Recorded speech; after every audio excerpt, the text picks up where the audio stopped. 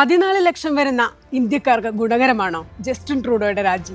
ഖലിസ്ഥാനി വിമത നേതാവ് ഹർദീപ് സിംഗ് നിജാറിന്റെ കൊലപാതകത്തെ തുടർന്ന് ഇന്ത്യയുമായി മോശം ബന്ധം തുടരുന്നതിനിടെയാണ് കാനഡ പ്രധാനമന്ത്രി ട്രൂഡോയുടെ രാജി. രണ്ട് സാഹചര്യങ്ങളാണ് ഇനി കാനഡയ്ക്ക് മുന്നിലുള്ളത്. ഒന്നുകിൽ ലിബറൽ പാർട്ടിയിലെ മറ്റൊരു നേതാവ് തന്നെ വീണ്ടും പ്രധാനമന്ത്രിയാവുക.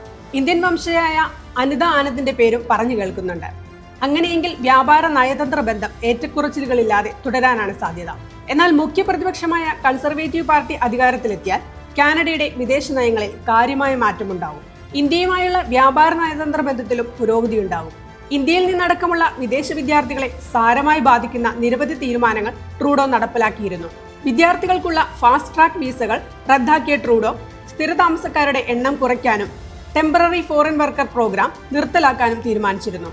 4.27 ലക്ഷം ഇന്ത്യൻ വിദ്യാർത്ഥികളെയും കാനഡയിലേക്ക് കുടിയേറാൻ കാത്തിരുന്നവരെയും സാരമായി ബാധിച്ച തീരുമാനങ്ങളായിരുന്നു ഇത്. എന്നാൽ പ്രതിപക്ഷത്തുള്ള പിയറി ഇക്കാര്യത്തിൽ വിപരീത നിലപാടുകാരനാണ്. മികച്ച കഴിവുകളുള്ള വിദ്യാർത്ഥികളെയും വിദഗ്ധ തൊഴിലാളികളെയും രാജ്യത്തെത്തിക്കണമെന്നാണ് പിയറിയുടെ പക്ഷം. എന്നാൽ 2022 ദീപാവലി ആഘോഷങ്ങളിൽ നിന്ന് പിന്മാറിയതടക്കമുള്ള വിവാദ തീരുമാനങ്ങളെടുത്ത പിയറിയുടെ നയങ്ങളിൽ കാനഡയിലെ ഇന്ത്യൻ വംശജർക്ക് ആശങ്കയുമുണ്ട്.